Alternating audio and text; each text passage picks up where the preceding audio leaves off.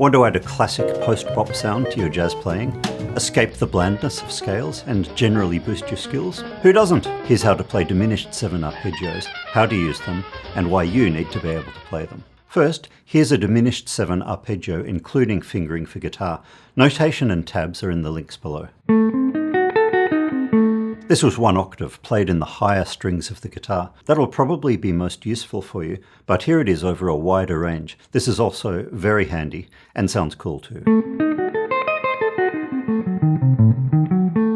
Here it is on electric bass. It uses the same fingering as the lower strings on guitar. Here's an alternative fingering for the higher strings on guitar.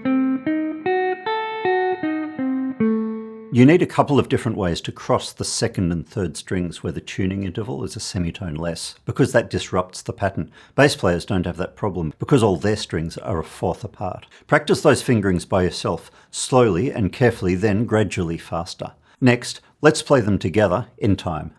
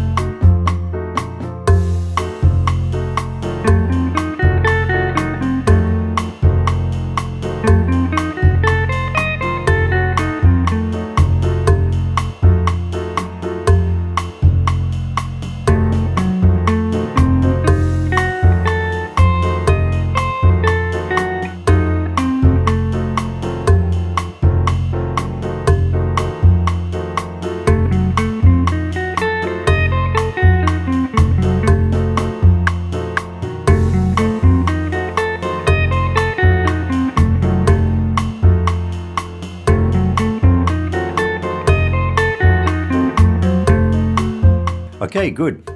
Now that we've played them, diminished 7 arpeggios might be just what you need to get some of that classic post-bop or even Barry Harris-esque voice leading sound into your playing. Even if you don't understand any of the reasons for learning this sound, just learn it so that by the time you understand later on, you can do it.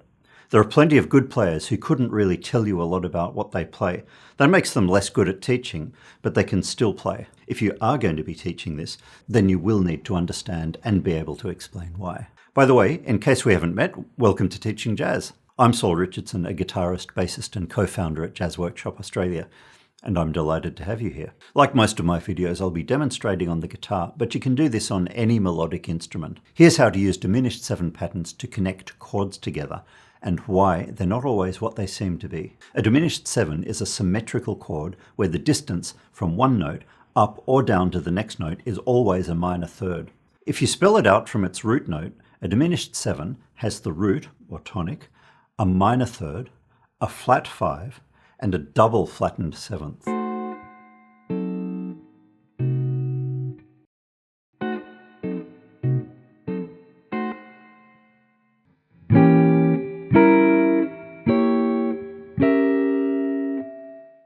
As with quite a few other chords, diminished 7 is the name of an interval as well as the name given to this chord. The interval is a double flattened 7th, which is a minor 7th interval that has been lowered by a semitone. While the diminished 7 chord includes that interval in it, in this video I'm talking about the chord itself, or more specifically about the arpeggio of the chord. But the diminished 7 pattern also appears inside another chord. A dominant 7 with a flattened 9th, so a 7 flat 9 chord, includes a diminished 7 inside it. If you leave out the root note and play just 3, 5, 7, flat 9, you have a diminished 7 chord. Dominant 7s are the 5 part of the ubiquitous 2-5-1 chord progressions that have formed the backbone of probably most mainstream styles of jazz improvisation since the 1940s. You need to know that dominant 7 chords are routinely altered, especially when they're part of a 2-5. Altered means changed by sharpening or flattening the 5th or the 9th, or adding a sharp 11, or some combination of those 3 things. And the flat 9 is very common.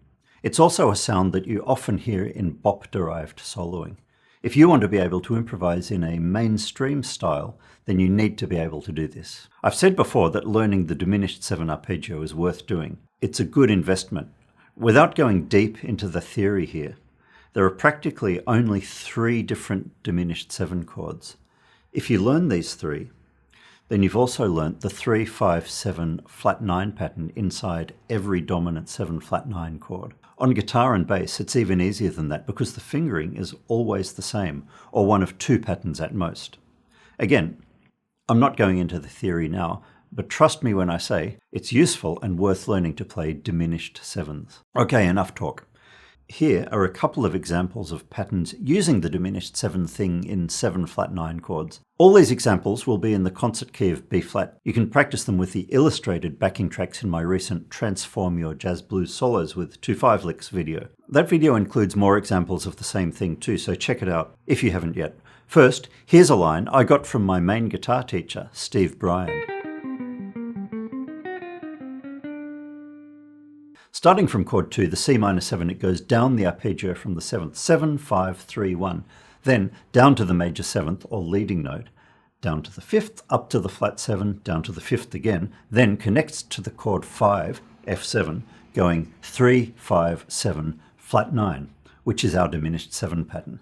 Then down to the octave of the same chord, the flat 7, the 5th, then the sharp 5, resolving to the 3rd of chord 1, B flat 7. Here it is again.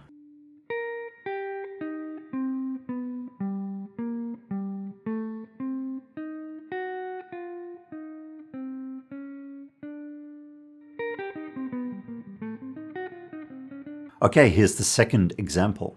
This one is from Charlie Parker from Donna Lee. It's a lick where he was quoting from the song Honeysuckle Rose. It goes 4, 3, down to the 5th, up to the 7th, then the 2nd. 1, 5, 7, then chord 5 and into our diminished 7 pattern. 3, 5, 7, 5, flat 9, sharp 9, flat 9, 8, 7, then resolves to the 3rd of chord 1. So both of these examples are 2-5-1 licks, but the crux of their sound lies in the use of the 3-5-7 flat 9 diminished 7 pattern. Here's an example of these 2 licks in the A section of the jazz standard Perdido.